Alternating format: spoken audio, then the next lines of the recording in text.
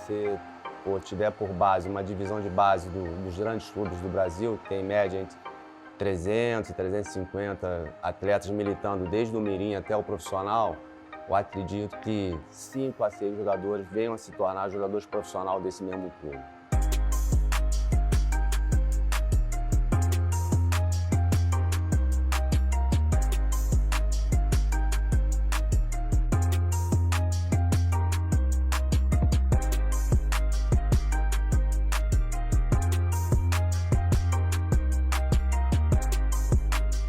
Tem uma pesquisa que saiu agora há pouco tempo e o Brasil hoje ele tem em média 755 clubes de futebol profissional, gerando 28 mil vagas para atletas. Dessas 28 mil vagas, 81% ganham até R$1.000, 12% ganham entre 5 e 20 mil reais e o restante 7% ganham acima de 20 mil reais. É um dado bem relevante para a gente conversar.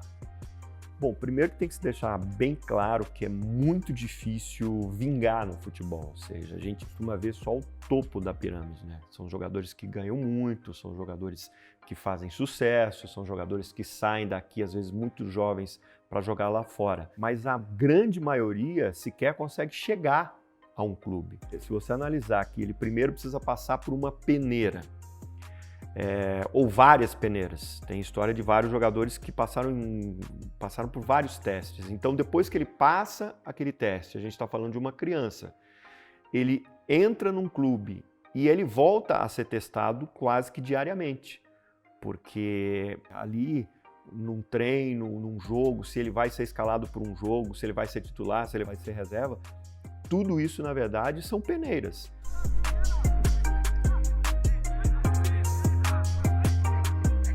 Os atletas que se destacam na base, que fazem um bom trabalho, chamam a atenção ou despertam a atenção da categoria profissional, né, da comissão técnica do profissional, são guindados para o profissional, trabalham junto e aqueles que confirmarem as expectativas continuam com o profissional. Senão são emprestados ou são dispensados. O que acontece é que, na verdade, a gente sabe que o funil da base pro profissional ele é muito estreito.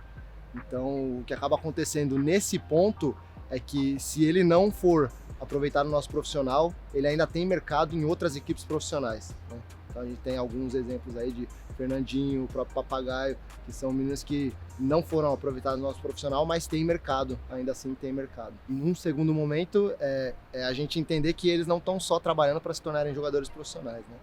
A gente entende que se não vão ser todos os 250 jogadores profissionais e todo ano isso se renova, né? Porque alguns deles terminam a categoria de base, que no Brasil termina com 20 anos, eles terminam a categoria de base, pode ser que eles não continuem sendo jogadores de futebol, mas uma coisa que a gente vai ter certeza absoluta é que eles vão continuar sendo homens, né? Então, a intenção e a ideia de fazer eles trabalharem sempre no melhor deles, sempre trabalharem em função de excelência, isso não muda. Então, na verdade, a gente não pensa neles só como jogadores de futebol, a gente pensa como homens e que vão ter que trabalhar e que vão ter que, eventualmente, sustentar uma família. Eles vão trabalhar, eles vão estudar, mas eles vão sempre trabalhar no melhor deles, no mais alto nível, que é o que a gente busca aqui dentro do campo. E isso se transfere para a vida também.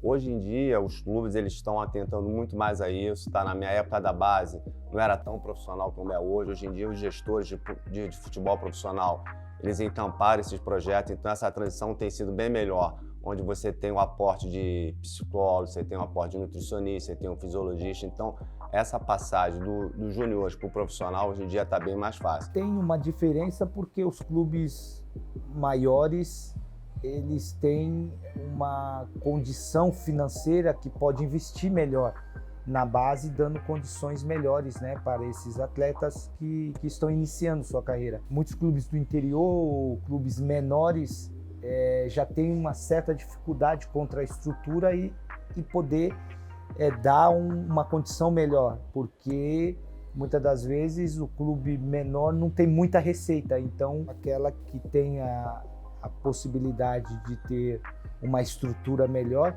consegue montar um centro de treinamento, consegue ter um campo melhor, ter uma estrutura melhor para os seus atletas. A questão da estruturação da base, eu acho que ela precisa ser melhor estudada, ela precisa ser melhor avaliada. Os clubes hoje têm muita dificuldade em manter a base, até porque fazer futebol hoje é uma coisa que ninguém sabe, mas é muito caro. Tanto na base como no profissional, hoje é muito caro fazer, é muito difícil fazer o profissional, é muito difícil fazer a base também. Vejam bem, nós temos aqui um campo de treinamento, né, que é o campo Humberto Reale, que é o campo antigo, aqui era um estádio antigo do São Bento, né, onde tudo começou. Nós temos também academia, através de parcerias, e nós temos um outro campo também, que é o Votoran, que é cedido por uma empresa para que a gente possa estar fazendo os nossos treinamentos. Mas na maioria das vezes os treinamentos táticos e técnicos são aqui nesse campo.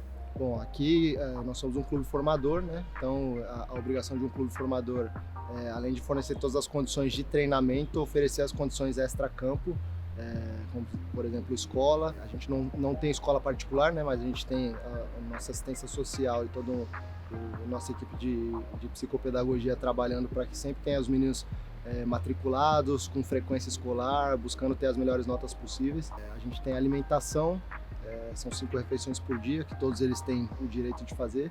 Além dos médicos disponíveis no clube, a gente tem assistência médica, assistência odontológica, temos todo o trabalho de psicopedagogia, assistência social trabalhando 24 horas por dia, disponível para qualquer eventualidade que os meninos tenham.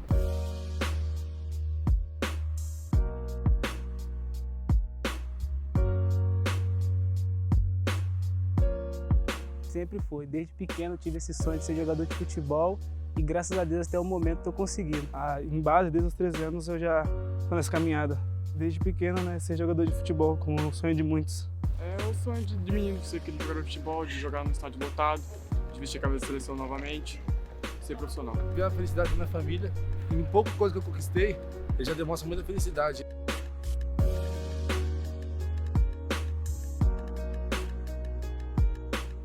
Eu acho que nós da imprensa temos um papel muito importante a partir do momento em que a gente também esquece que estamos lidando ali com crianças e adolescentes, entendeu? É lógico que existe uma pressão e é lógico que o ser humano, ele gosta dos holofotes. O pai e a mãe também, eles gostam de ver uma reportagem com o filho dele, sabe? Só que às vezes eu acho que a gente, no exagero de se comparar, por exemplo, tem uma coisa que a gente faz muito, que é muito ruim, que é comparar um jogador que está nascendo na categoria de base do Santos, por exemplo. Esse aí é o novo Neymar. Isso é muito perigoso, quando a gente embarca nessas comparações e quando a gente vai caindo a idade desses jogadores, entendeu? Quando você faz uma reportagem que você pinça o menino das categorias de base com, sei lá, 9, 10 anos e bota na responsabilidade dele que ele tem as características ou que ele lembra um jogador como o Neymar, isso pode ter os dois lados. Você pode alavancar a carreira, como você pode destruir e acabar com a carreira muito precocemente. Então eu acho que a mídia tem uma importância muito grande em não embarcar às vezes nesse, tá aí um novo Neymar. Os pais têm uma responsabilidade muito grande de blindar os seus filhos e falar assim, peraí, você é bom, mas vamos ter paciência.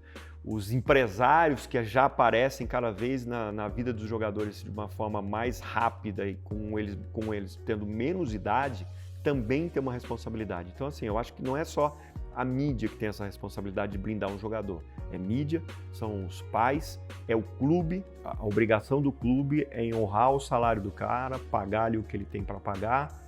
Acabou, um abraço. Alguns que jogam muito, que se destacam muito, viram ídolos, né? Acabam voltando, alguns conseguem um emprego no próprio clube, como diretor, alguma coisa assim, mas a grande maioria realmente o clube não se importa no que ele vai ser no futuro, o que ele vai fazer depois, o que vai acontecer com a vida dele. E isso a gente não vê preocupação nenhuma dos clubes, que deveria ser, né? Uma joia, nós temos uma joia. Não, a gente tem um ser humano e a gente tem um garoto que ele é muito bom de bola. A vida da criança e do adolescente é muito mais valiosa do que qualquer tesouro de futebol. Eu me preparei para encerrar minha carreira e me preparei pós-carreira. E aí fica a questão daqueles que não se prepararam. Qual é a importância do psicólogo já na categoria de base? Qual é a importância do estudo dentro da categoria de base? A importância é essa, é que esses jovens garotos que têm um sonho de ser jogador e o dia que ele chega a ser, ele possa entender que ele vai ter um processo de profissional ali e que vai chegar um momento que ele ainda novo, com 35, 36, 37, 38 anos, ele precisa dar continuidade à vida dele. Aquele que não entendeu e que não se organizou em passar por essas etapas, ele vai ter dificuldade, que é o caso da maioria. E a carreira de futebol, ela é glamurosa, mas é muito difícil. É muito difícil você galgar uma equipe grande de futebol profissional.